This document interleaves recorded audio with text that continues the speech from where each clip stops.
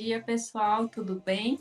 Estamos começando mais uma semana com os nossos especialistas aqui da Iplan para passar informações para vocês sobre o que está acontecendo no mercado financeiro.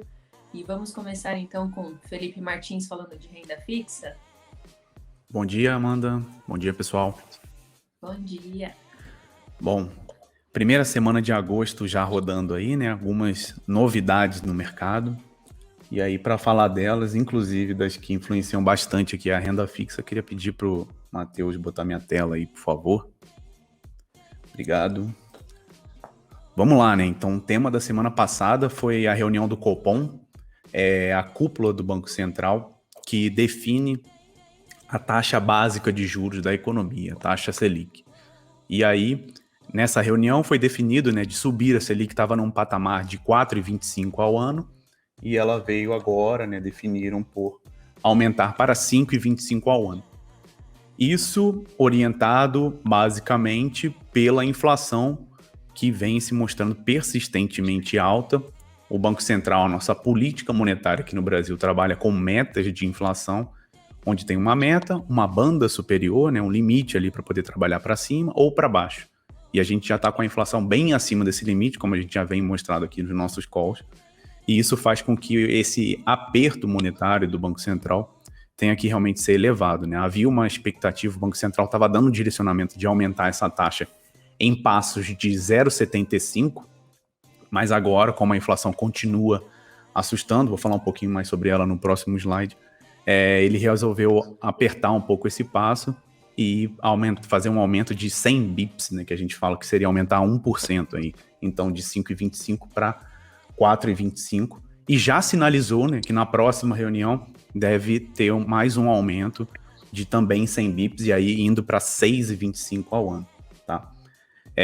Mais do que o valor em si, né, porque o mercado já tinha essa expectativa, e o Banco Central acabou, entre aspas, atendendo isso, o que ele dá de direcionamento em relação à condução da política monetária. E aí o que ele colocou, a ata dessa reunião ainda vai sair essa semana, mas no comunicado ele já colocou alguns fatores aí, né? Primeiro de que a Selic pode ir acima do neutro, que seria mais ou menos 6,5% ao ano.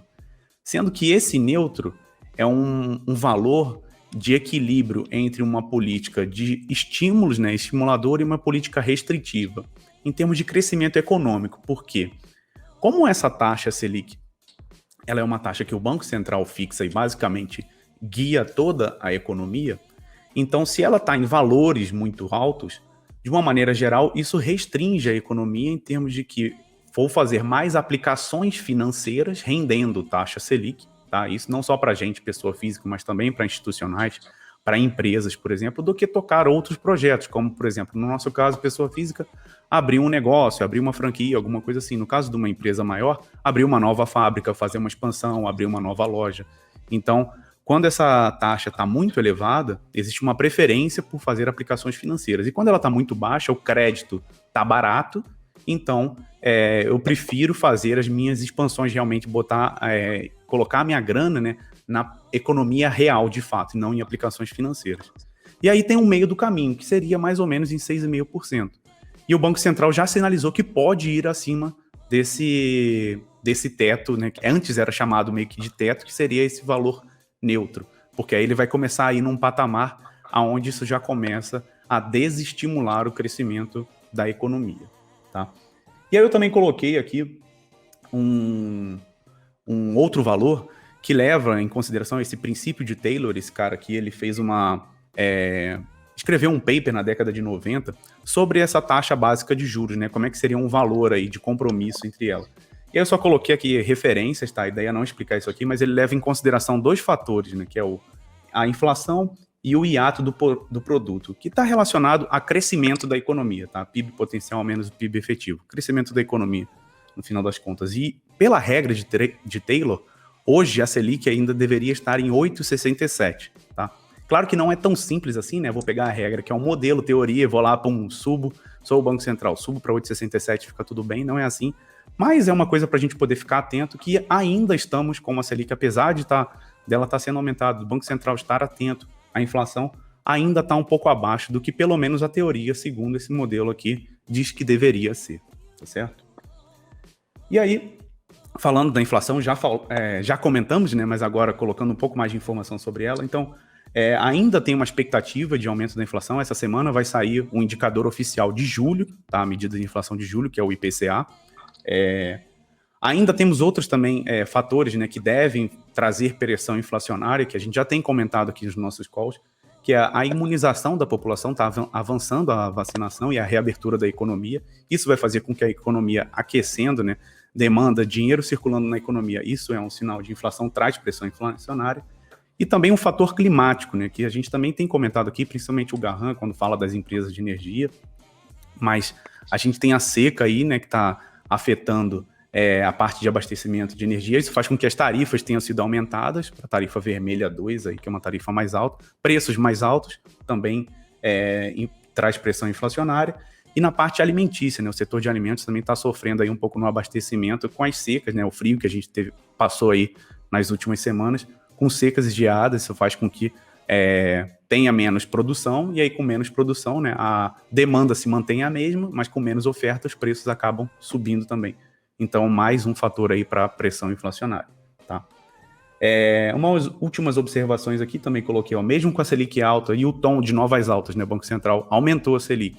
Com a alta da Selic, ele aumentou, e também deu o tom de que vai continuar aumentando, os juros reais ainda seguem negativos, ou seja, a gente comentou sobre ele na semana passada. O que são os juros reais? É a diferença entre a taxa que você está ganhando numa aplicação, aqui a gente está falando da Selic, e a inflação. Então, a inflação ainda está lá nos patamares de 8%, a Selic acabou de subir para 5%, então ainda temos uma inflação maior do que a Selic, o que traduzindo aí juros reais negativos. E isso faz com que os investidores ainda fiquem dispostos a tomar mais risco em busca de mais rentabilidade, ou seja, ir para as aplicações de bolsa, que aí eu deixo para o Garran falar.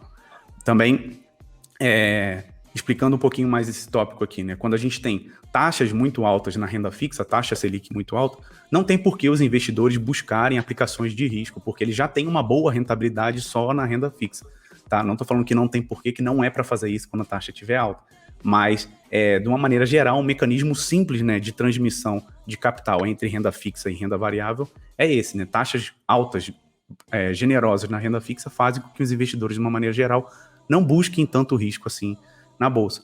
Com as taxas baixas, como mesmo depois dessa subida de 4,25 para 5,25, ainda, né, com os juros reais negativos, ou seja, ainda não remunera o investidor acima da inflação, faz com que ele pense, né, não, quero buscar aplicações que me paguem uma taxa real positiva e ainda deixo uma propensão a risco, indo buscar aplicações de renda variável, indo para a bolsa, seguindo esse capital.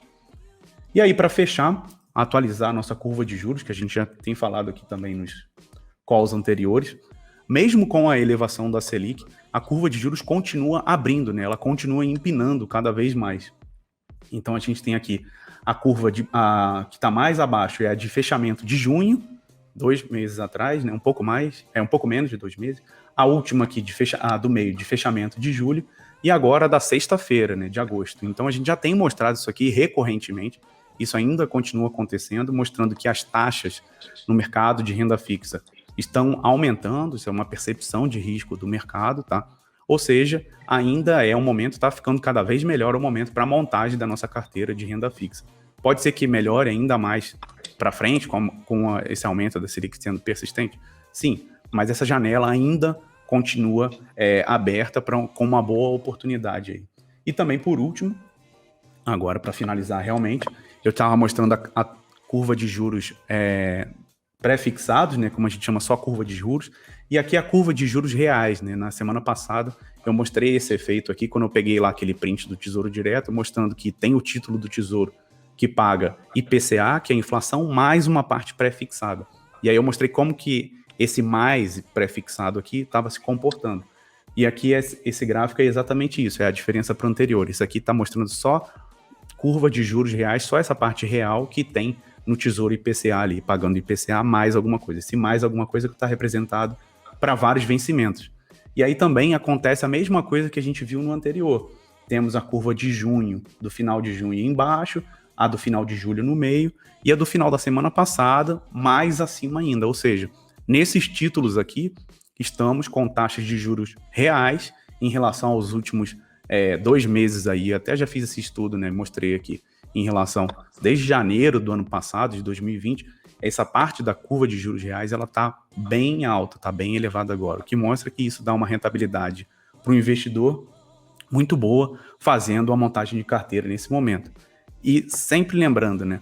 Aqui na renda fixa, aqui na iPlan, a gente está mostrando uma montagem de carteira para um investidor de renda fixa que vai ficar com seu título até o vencimento.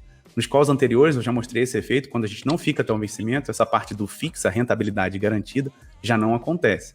Então, claro que isso cabe, né, dependendo do seu perfil, dependendo do que você está querendo fazer com seus objetivos financeiros aí para o seu capital, mas aqui quando a gente fala de que um aumento é propício, tendo em vista esse horizonte de ficar até o final do investimento.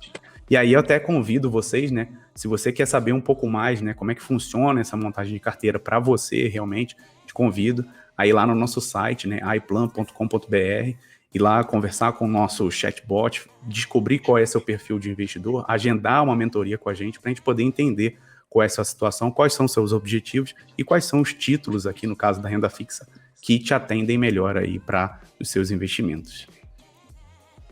Certo? Terminado da minha parte. Muito bem. Obrigada, viu, Felipe? Obrigado, Amanda. Bom dia e boa semana para vocês, pessoal. Bom dia. Até semana que vem.